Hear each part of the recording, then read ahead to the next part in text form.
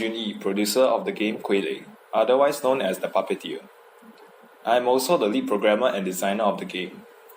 KuiLei is an immersive virtual reality survival horror game with Eastern themes.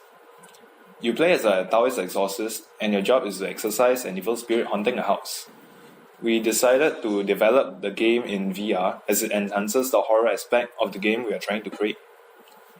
The immersive atmosphere provided by the VR is a perfect feature that we chose to amplify the horror atmosphere of the game.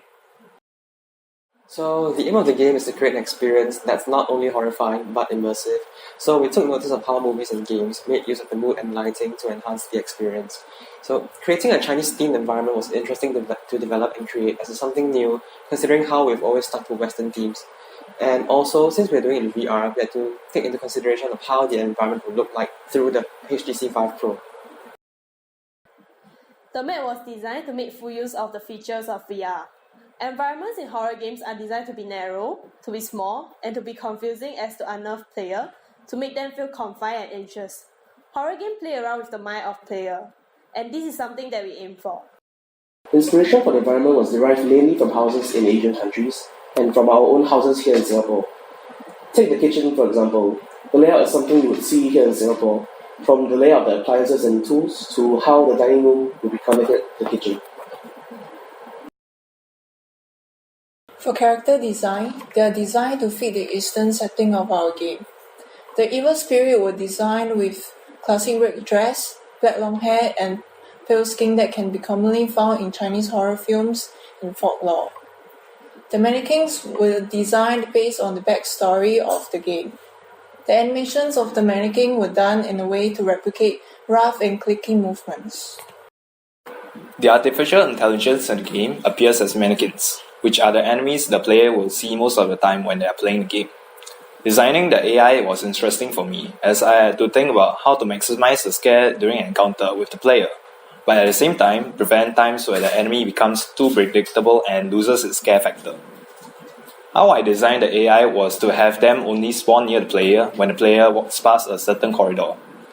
The AI will spawn out of view of the player, but it will still be close enough to induce fear in the player when it spawns. The player will be able to hear the mannequin approaching, but the player can't see the mannequin, which adds on to the unpredictability. The AI will either walk past the player but not see the player, or chase down the player if it sees the player. The paper talisman is an important tool for the exorcist. It is mainly designed based off the VR controls. Initially, we had a talisman holster near the hips of the player. It felt clunky and unnatural, so we decided to change it. Using the physical swiping motion to spawn the talisman felt natural.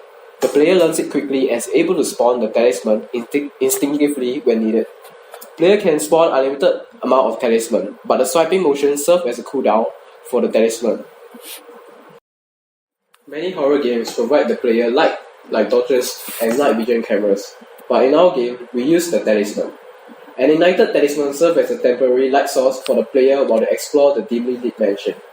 Aesthetic-wise, we also added dissolve shader to make the talisman look like it's burning away slowly. Using the nudity cloth component allows the paper-like physics on the talisman.